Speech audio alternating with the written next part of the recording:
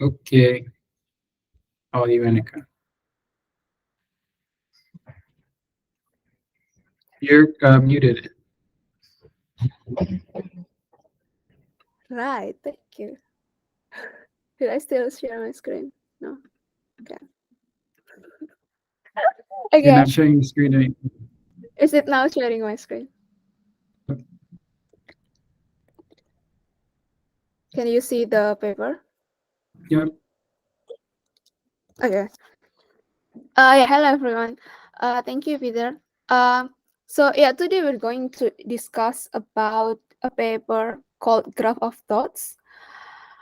Yeah, a few weeks ago we discussed a paper called Tree of Thoughts. If you attended that session, so this paper today is there's an improvement of Tree of Thoughts that we discussed a while ago. So what is this about? Yeah, the idea of this paper comes from the implementation of this is in LLM prompting. So the general idea is that the previous ways of prompting, the I/O prompting, and the chain of thoughts prompting, we only take into account the previous thoughts in the when we create the prompts. So like in the basic of language models, usually the tokens are generated looking I mean the tokens are generated looking the after looking into the previous tokens. So it's sort of like a sequential process. Well, in general, how human usually thinks is that we don't always generate our thoughts sequentially, but we also evaluate our own thoughts, and then we think, oh, whether our thoughts now make sense or not. If not, we might want to backtrack and generate different thoughts and etc. So it's not always a sequential process when we as humans generate thoughts. Well, the basic like how LM works is sequential. So the idea of this prompting is that how we can sort of introduce how human brain works uh, in this world of prompting, so that we can utilize the LLMs better by enabling it to reevaluate its own thoughts, scoring it, ranking it, and in this graph of thoughts, we can refine, aggregate, and etc. So it's like different operations that we can apply in the thoughts instead of just creating sequential thoughts. So that's roughly the idea. Um, with the previous ideas of tree of thoughts, I think it's better to look into this. Yeah, into this. Wait, my screen's a bit stuck now.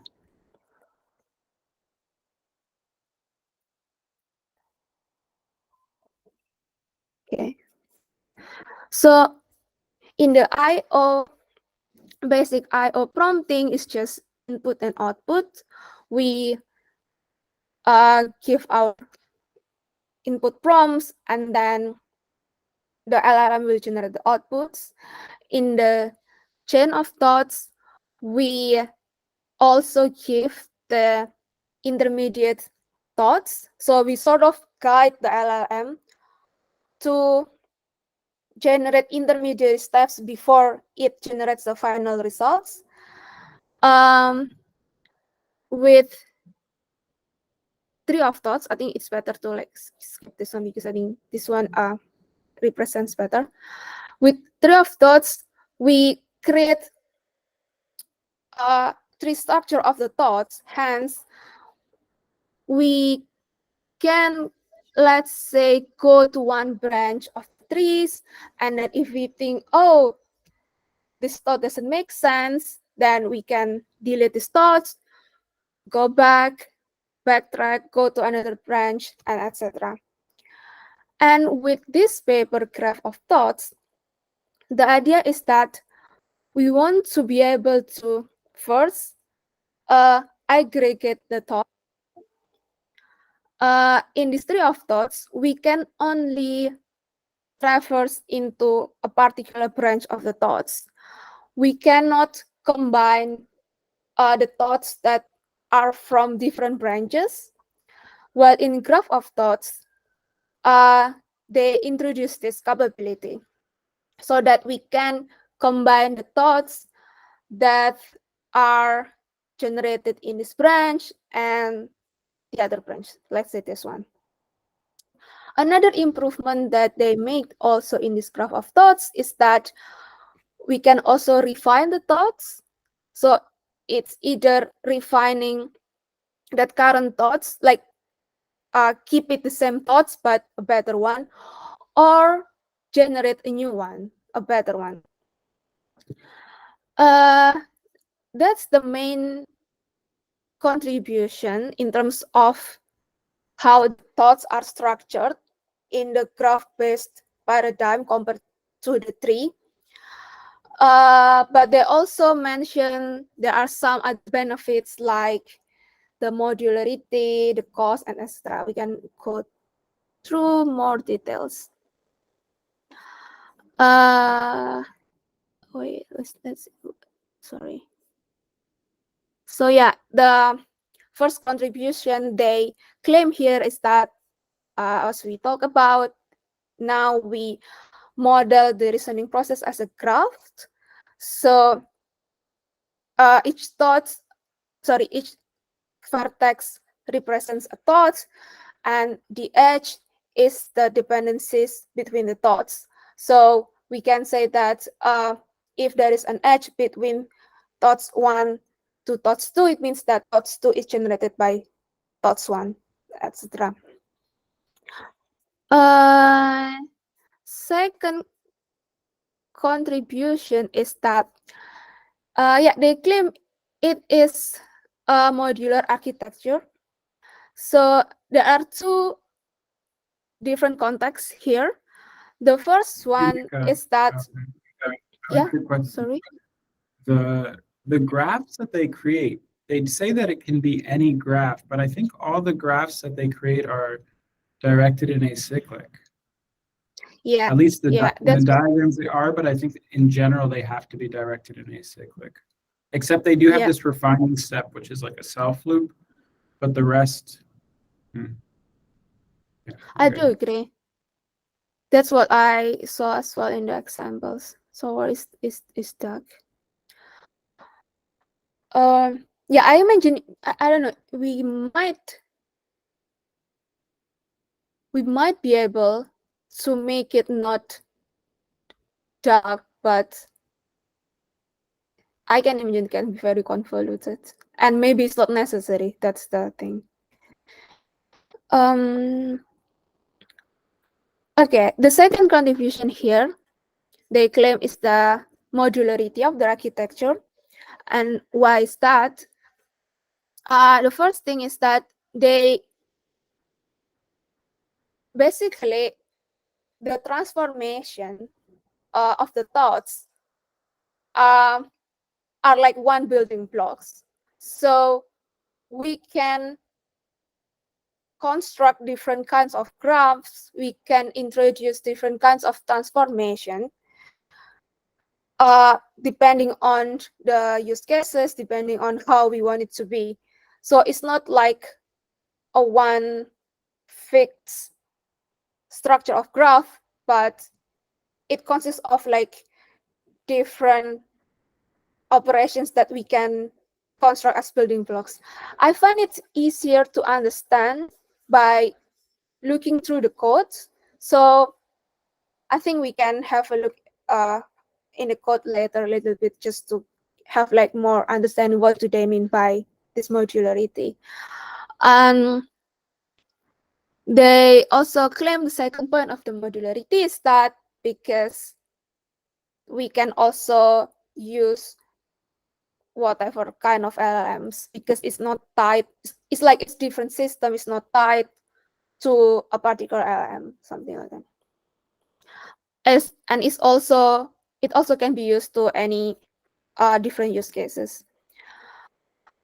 The third contribution, I do think the third contribution is a bit similar to the first one, that we now utilize this graph path paradigm. And the next one is that they claim later in the evaluation part that graph of thoughts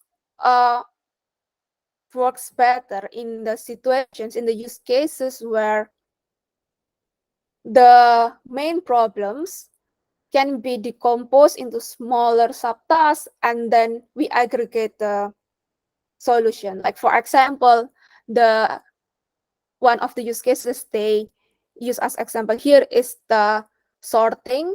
So let's say we have a list of numbers, we can split that one big list into multiple smaller lists, and then we sort those smaller lists and then merge them together. So so they claim that if the problem is big and it can be decomposed into small subtasks, that's when graph of thoughts outperforms the other methods. It's mainly because here they have the aggregation operation, which didn't exist in the previous ways of prompting. So this aggregation is like the key why we can decompose the task into smaller subtasks and then aggregate the solutions later. The next contribution here, they also introduce a new metric, which is the volume of thought. And the idea is that means we can take into account more thoughts, more intermediary thoughts to come up with the final solution. This comes from the idea of the aggregation operation as well.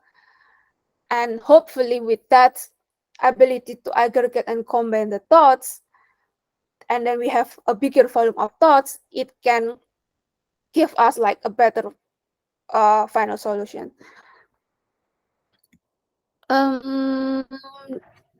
That's what they claim on the contribution. Yeah, I think we already touched a bit on this, on how the previous ways of prompting work. And now let's look more into this graph of thoughts framework. So yeah, I think as Peter mentioned before, so they model it as a directed graphs where the thoughts is the vertex and the edge is the dependency between the thoughts. And the graphs can also be a heterogeneous graph, meaning that like the scope of thoughts, like the size of the thoughts or the size of the nodes can vary. It can be like one single sentence, it can be one paragraph, it can also have different classes, meaning like one node or one thought can be the plans of writing a paragraph, while the other nodes is the actual paragraphs. So it's a very dynamic structure, like it's very flexible. And yeah, and hence I think this is like one contribution they say that's why it can be used in different use cases, because we can define our own, like what each node or each thought represents. Also, yeah, I think we talked about it a few times already, that we score or evaluate the thoughts, and then we can do ranking. So let's say pick the best three, the top three of the thoughts, and then just go with it. Yeah.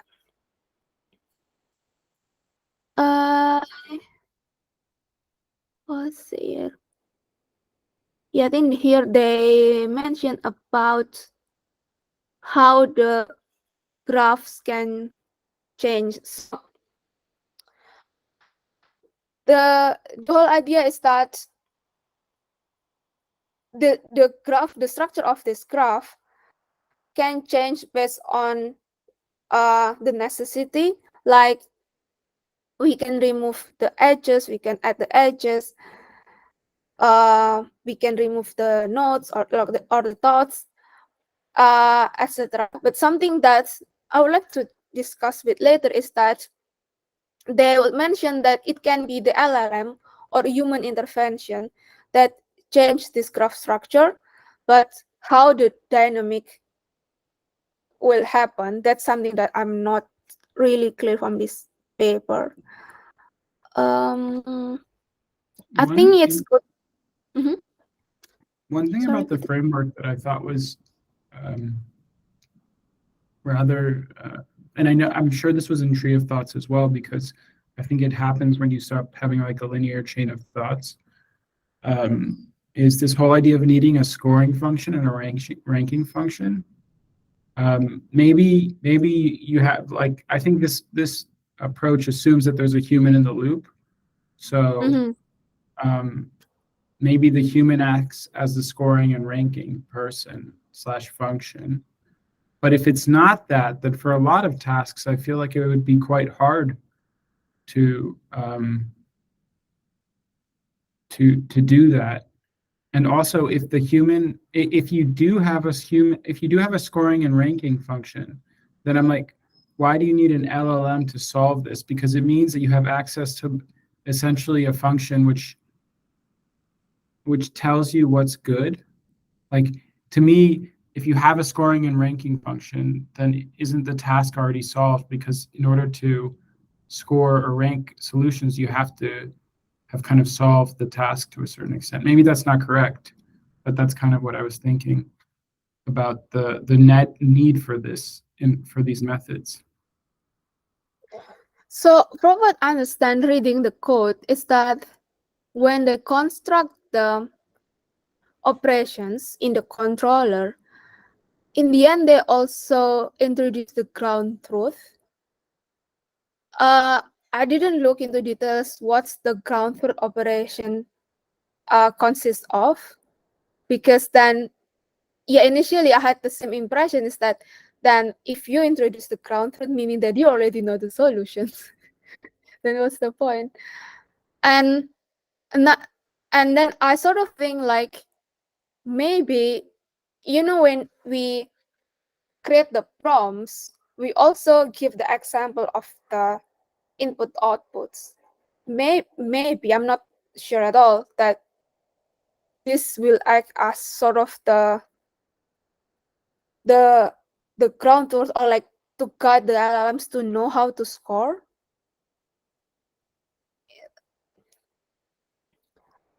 Yeah, we can. Along these lines. I'm not sure though either. So do you mean like one or two short examples in LLM prompting? Yeah. Okay. Maybe, but I'm not sure at all on this. It's also my question. It's something where you had to have some sort of heuristics, like in I think the other paper it was like that, right, where they had some human coded. Yeah, exactly. Yeah, we can have a look on that after we go over this architecture. Yeah, we can see in the code. I think it's much clearer on how they construct the prompt and the operations. So yeah, in the architecture they have four 4 or 5 actually components. First one is the prompter. So it's like a module to let the human enters the prompt and then send the prompt to the LLMs. So we can see the architecture here. So there is a prompter that will be fed to the LLMs. And then there is another module called parser that basically parse the output of LLMs back to the graph of thoughts architecture. Third one is the scoring validation to score and okay, I thought they are the same, score and to evaluate each thought. And then we have this whole controller. So the controller consists of two things. The first one is the graph of operations, which here we define what sort of transformations we want to have in the graph of thoughts. So this is static. In my understanding, the code is like a human come into, okay, I know this is how I want the thoughts to be structured, to be up to have the operations, and then we define what operations we want. So that's static, that's only defined once.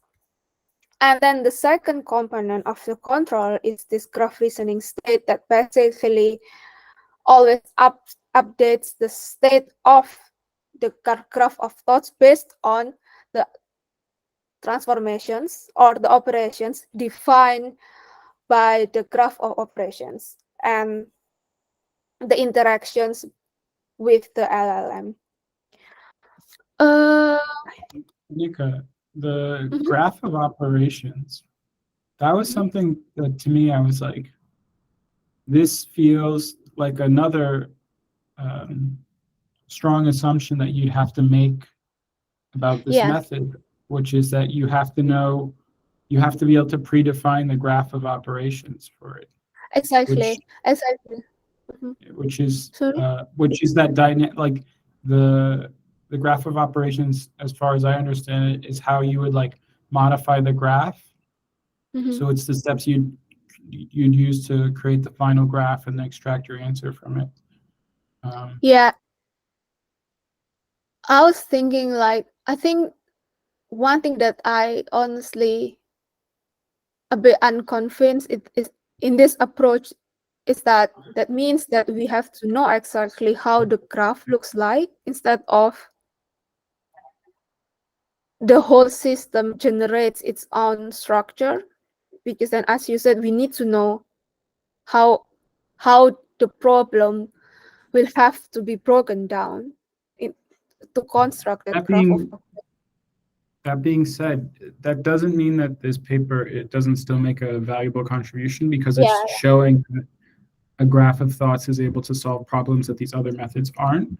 So it's suggesting that if we had the ability, like say, maybe like it's helping to contribute to the reason why we would want to do additional research into creating like the thought structure that we use to solve problems with LLMs.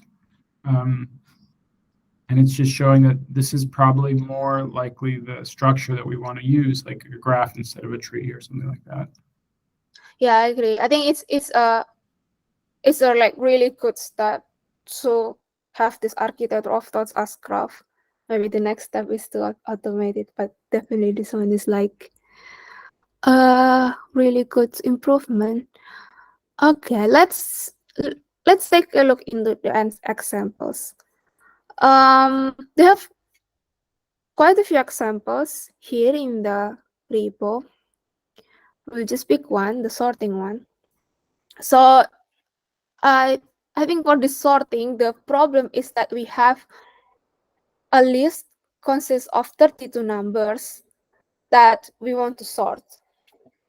So I'll just, so yeah, the input is the unordered list of 32 numbers and the output is the sorted list.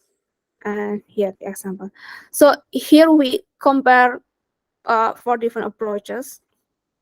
And let's have a look. So like this. So this is how we can construct the GOO, graph of operations. And this is why they say that the operations is modular. So basically, we have these multiple operations, multiple kind of operations like generate, score. This is the ground truth that I mentioned, but I didn't have time to look at what's inside this.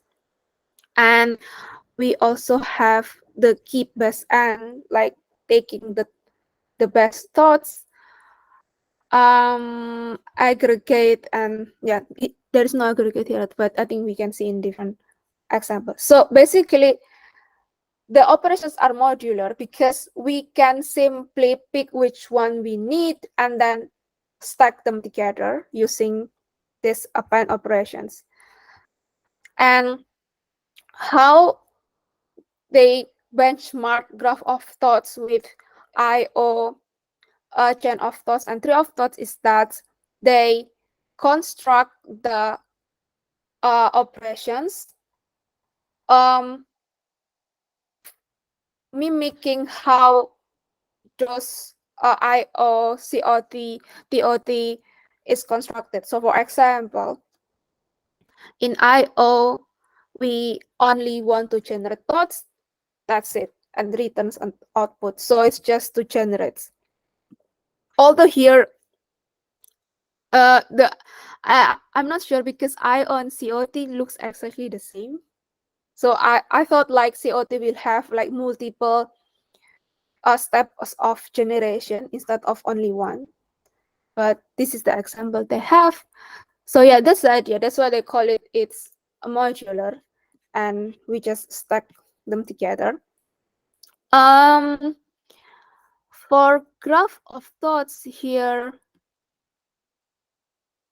okay, yeah, here they have this idea. So they will generate the thoughts. I think here they put 3 here because we want to generate 3 thoughts, and then score and pick the best ones out of the thoughts. So we will loop over this generation and scoring, etc. And then later on we will aggregate, score, take the top thoughts, so on. So yeah, this is I think that as a human, we need to be able to construct this graph of operations. Yeah, and this is why also graph of operation is static, because this structure is defined when we execute this program, and yeah, it's not something dynamic.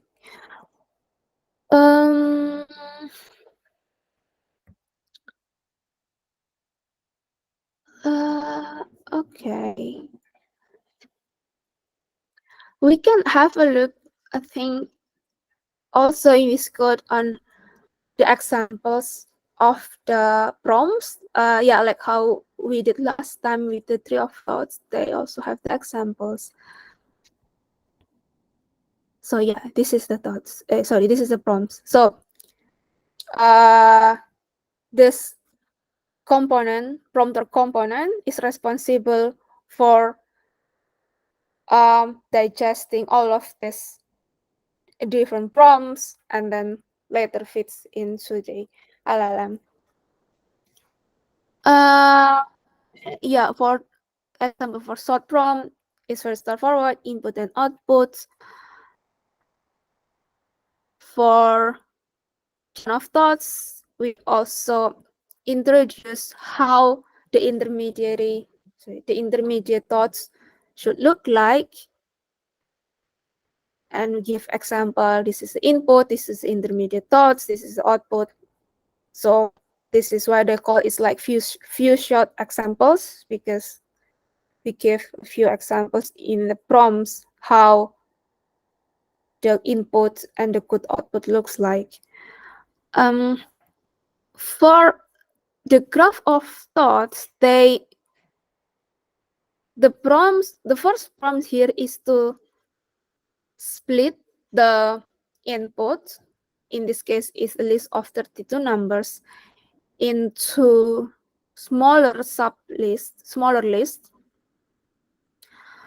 And then they have also the merge prompt to later merge the sorted smaller list to generate the final output. They also here have this improve prompt.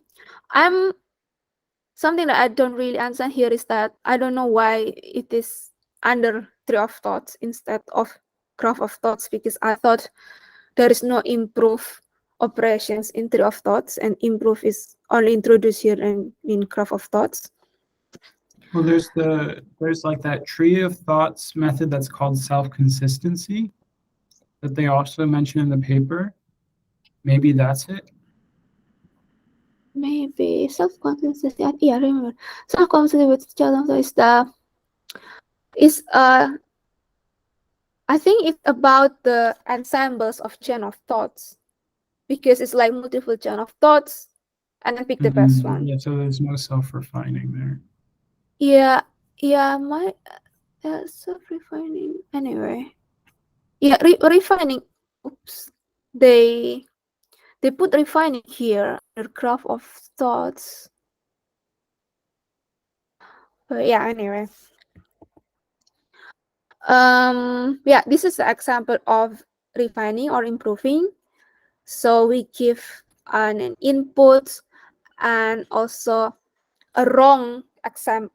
An example of wrong answer, and then the reason why that answer is wrong, and then what's the correct output. Yeah, this is the different kind of prompts.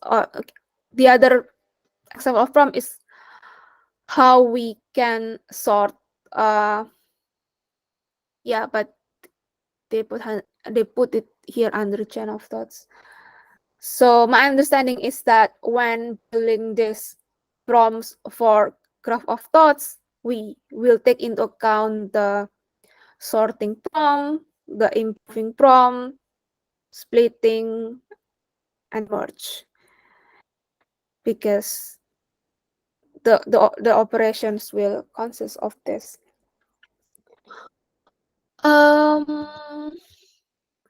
Yeah, back to paper.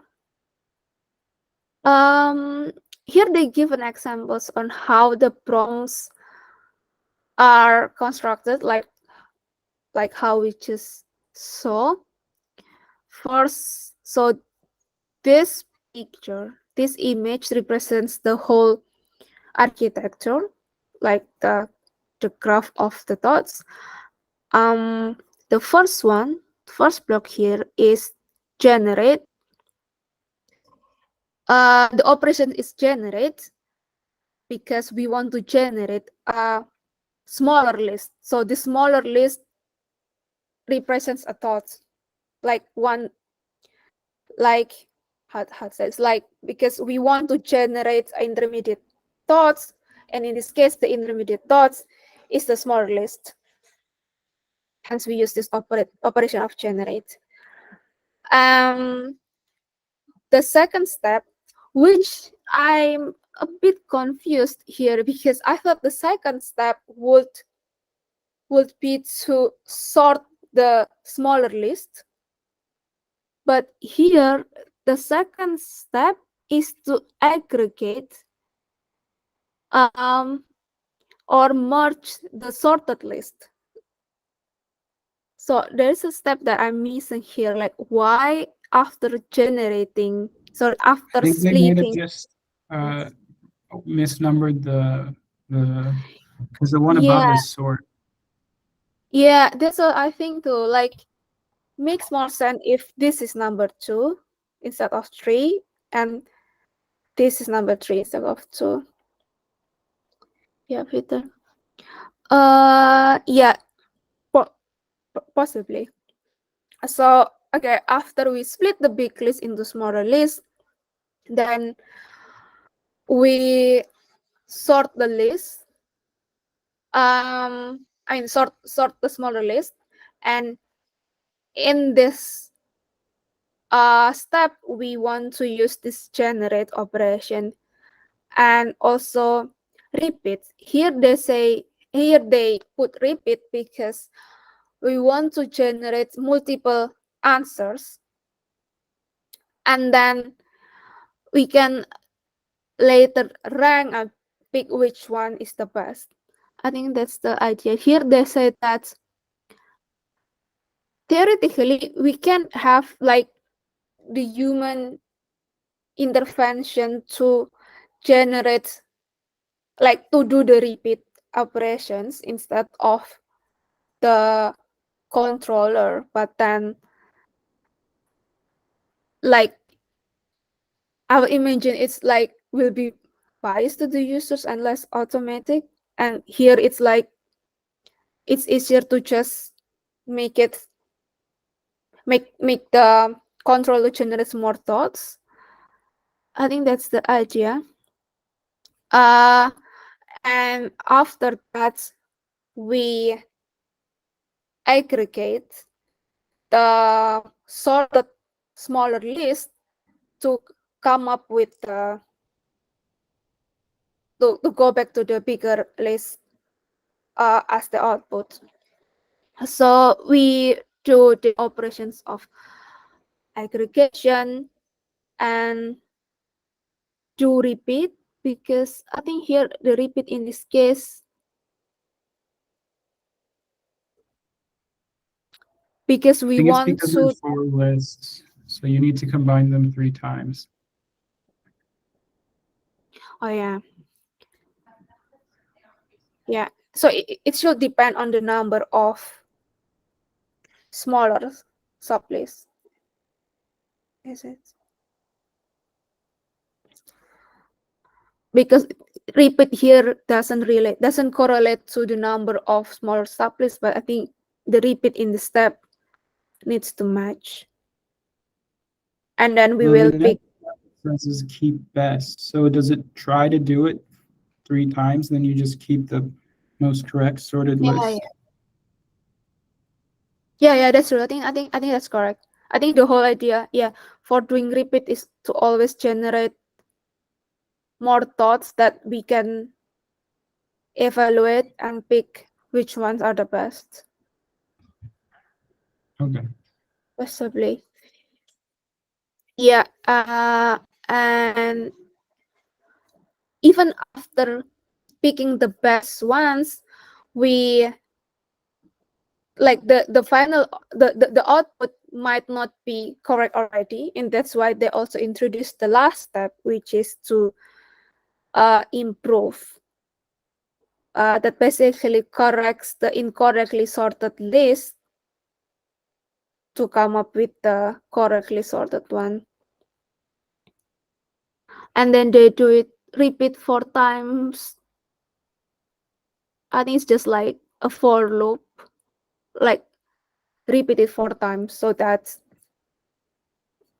you can always like get a better improved list after every iteration of repeats. So that's roughly like how in general it works. Here they touch a bit on how they score. Like for example, in the sorting, there are 2 factors that contribute to the errors. The first one is whether the next element is greater than the previous element, because if it's correctly sorted, the next element should be greater than or equal to the previous element. And the second contribution to the error is the counts or the frequencies. Like if there are 5 like if in the original list 0 appears 3 times, then in the output list the zeros have to also appear 3 times. Yeah. And a different example that we haven't touched, basically we want to I think it's like comparing, oh no, we see if there are like intersection of sets. Yeah, and I'm not sure. I look into it with more details. The example is to count keywords in document. So for example, someone was born in a country and then they grew up in another country, etc., etc., and then we want to count like the frequencies of different countries mentioned in that paragraph, something like that. So in this case, they can split that paragraphs into sentences, and then we count the number of countries in every sentence and then merge later. So that's where the aggregation comes into play. And the last one is document merging. It's like they say they want to generate a new NDA document, and the criteria here is that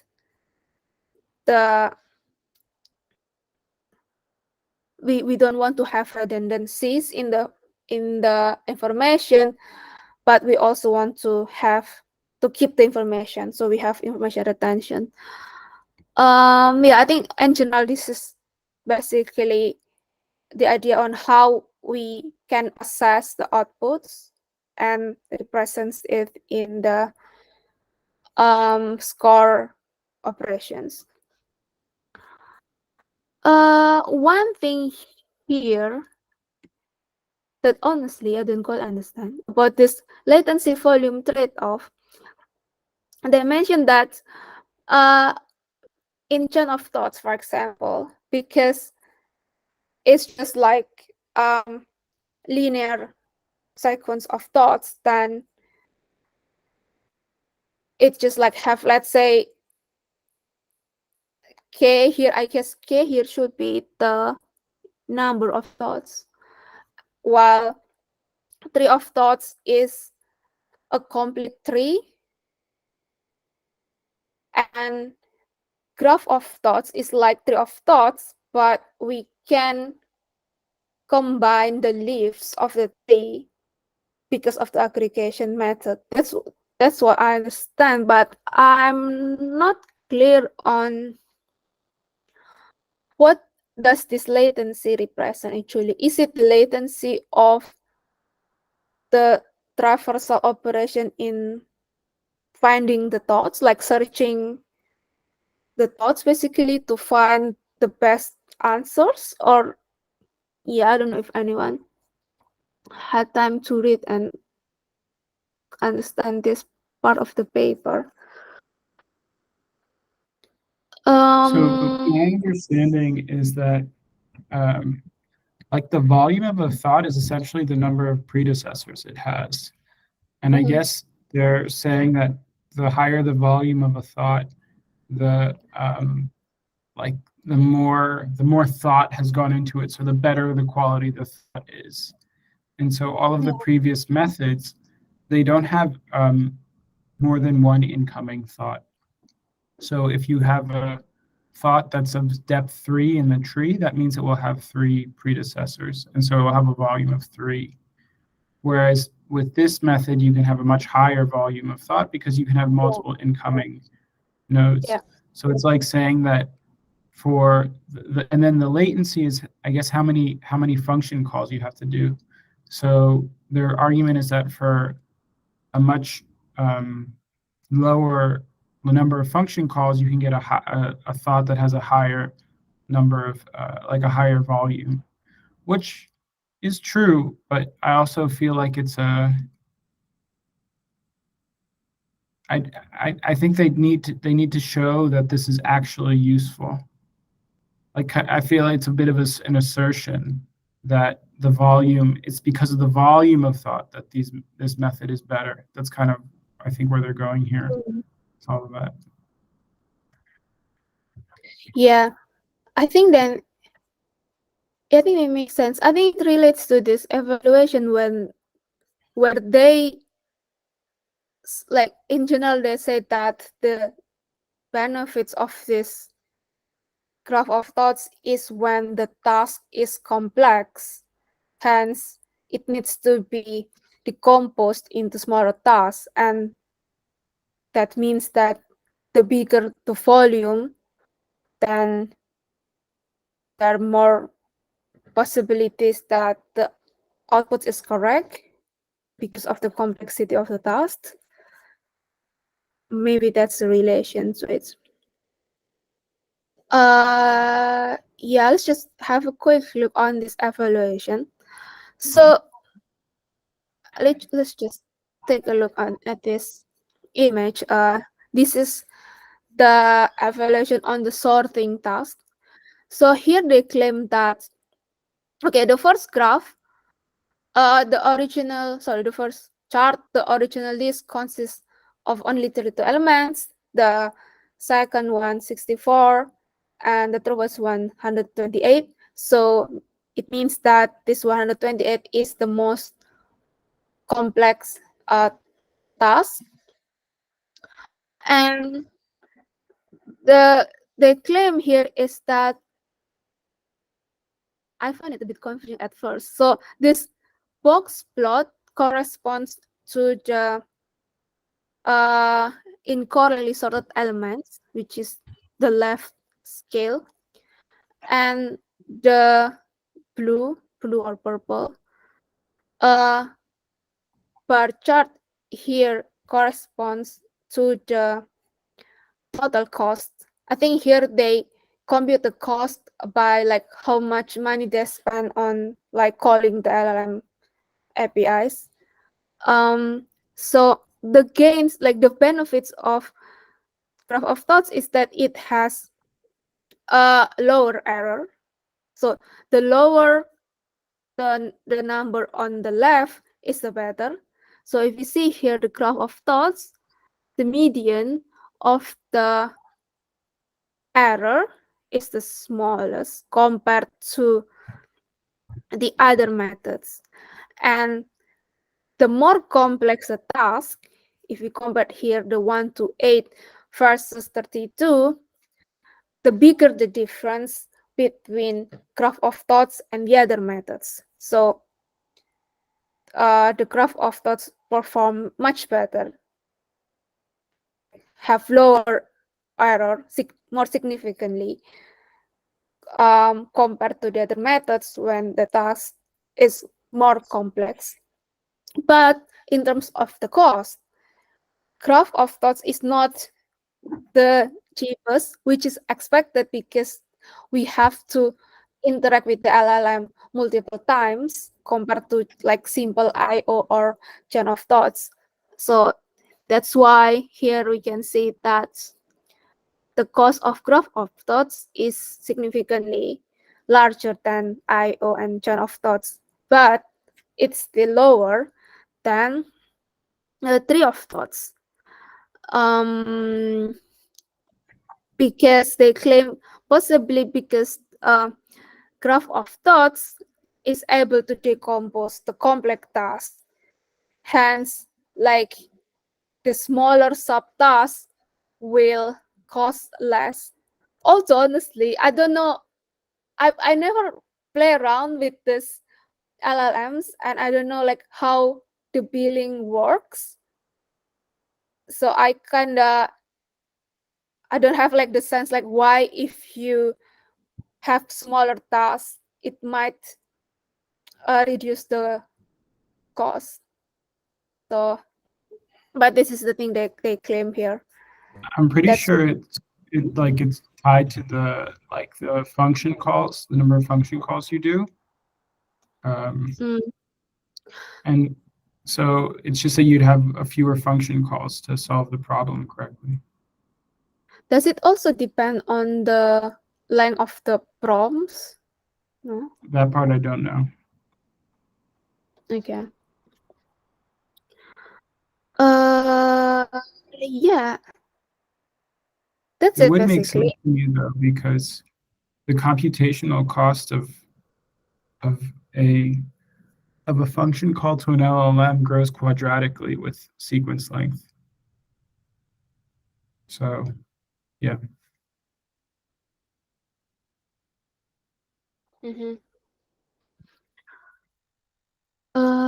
Okay. I think that's all. Yeah, this part here. Yeah, we have touched about this. Like basically, the idea is to split the task into smaller tasks and then combine it later. Yeah, that's all. Anything else that I might have missed or might be incorrect, or any more comments? For me, this paper was a good proof of concept, but not necessarily a. Yeah, I felt like it was more of a systems contribution than an ML contribution, even though it's focusing on ML, because it's taking a lot of different components of ML and stitching them together in a way, as opposed to developing a new one. Yeah. I think it could have been more so if they were able to show like how volume of thought is like a good metric for evaluating how good an LLM is processing its own information. But it also made me think, like, I guess maybe the new frontier from ML could be designing these thought graphs, you know, like the structure by which we construct them. It's almost like, because it's like a tier above what we do now. Although we still aren't at the point where LLMs can like easily answer any question. So that's also an open problem. That's what I thought about the paper. Yeah, I agree. It's like combining these different pieces into one thing. Not necessarily. I think the invention is that combination of the building blocks. Yeah, I sort of agree. Yeah. Thank you, everyone. I think I can stop sharing.